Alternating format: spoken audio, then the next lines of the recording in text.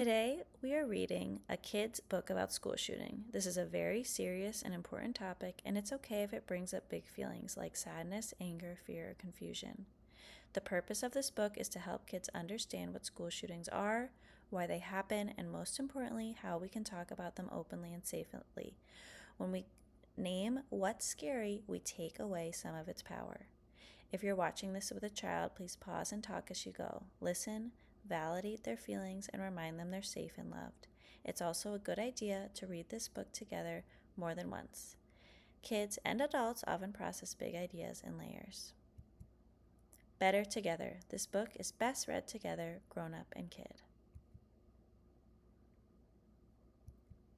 For my kids. Have you heard of a school shooting? Maybe on the news or at school? Maybe you've heard the grown-ups around you talk about it at home. A school shooting is when someone goes into a school with a plan to hurt or kill people with a gun. You might be wondering, why would anyone do this? There is never a good reason to hurt innocent people, and there are a lot of people working to understand the causes and to create solutions to keep it from happening. My name is Crystal. When I was a kid, there was a shooting at my school. I was 16 years old and a junior in high school. Kids and teachers I knew were hurt and killed. During the shooting, it was hard to understand what was happening, and I felt very scared and sad. Even after it happened, I was scared and sad for a long time. But I have learned a lot since then, and I'm still learning, which is why I wanted to write this book. The first thing you should know is school shootings are rare. The chances of a shooting happening at your school are very small. School shootings are real, but worrying about them doesn't make them go away, and worrying takes away from the energy you need to enjoy your life as a kid. To stay safe, grown-ups can help you prepare in case of a school shooting. It's like wearing a helmet when you ride your bike in case you fall, or wearing a seatbelt in the car in case you're ever in an accident. Being prepared doesn't mean it's going to happen, but if a shooting ever does happen at your school, you'll have the tools to help keep you safe. Your school may have a plan for what to do. You may have even practiced it as a class. This is called a drill, an active shooter drill, or a lockdown drill. Drills will look a little different for every school, but I want you to know they are not meant to scare you. They are there as a tool to help you in case of an emergency. Some things you may do during a drill are lock the doors, turn off the lights, and be very quiet. Your teachers, principals, parents, and other grown-ups practice too and will be prepared to keep you safe. It's your job to listen and pay attention to the grown-ups' instructions. But it's okay to feel afraid, or worried, sad, mad, frustrated, confused, panicked, out of control, anxious, restless, stressed, angry, or any other emotion you can think of. Or none of them, or all of them all at once. Emotions are something that you feel in your head and in your body at the same time.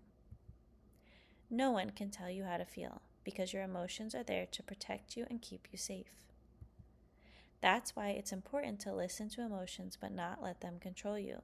It took me a long time to learn that my emotions do not get to tell me what to do. So, if you're ever overwhelmed by worry or concern that a school shooting will happen, here are 5 things I like to do that you can try. 1. Look around you and really notice all the details. Find things you can hear, see, and feel. Things like I can hear the sound my pencil makes when I'm writing. I can see my hands in my lap. I can feel my feet on the ground. 2. Repeat a sentence, word, or even a sound to yourself over and over again. This helps me calm down and feel better. What I like to say to myself is I am safe and free from things I cannot control. Sometimes I add a melody and sing it like a song. 3. Give yourself a really tight hug. When I do that, I can feel the fear falling right out of me. Give it a try. It works. 4. Take slow, deep breaths. Focus on the air and how it feels going in and out. Put your hand on your tummy to help you feel it.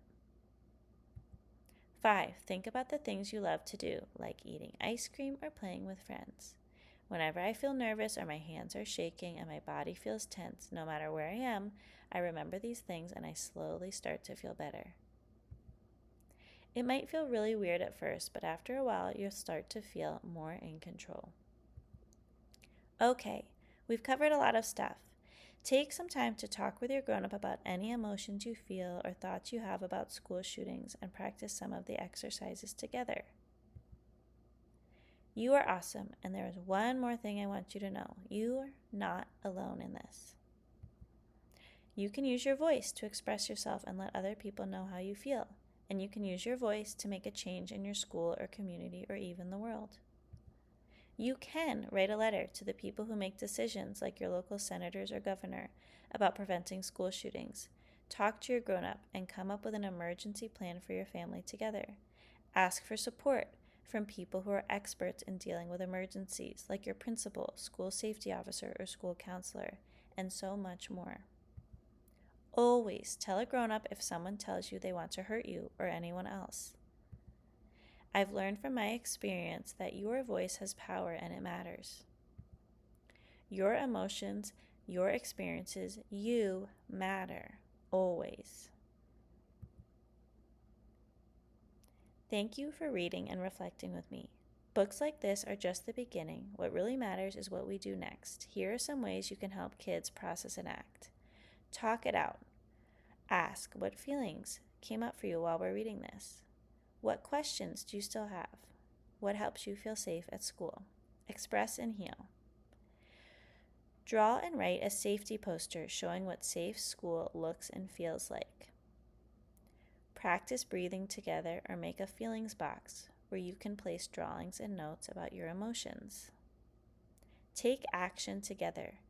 Research and support organizations that help school shooting survivors and advocate for safer schools. Participate in a letter writing campaign or a fundraiser to support victims or push for gun safety laws. Talk as a family or class about ways to build a culture of kindness and inclusion, one of the most powerful ways to prevent violence.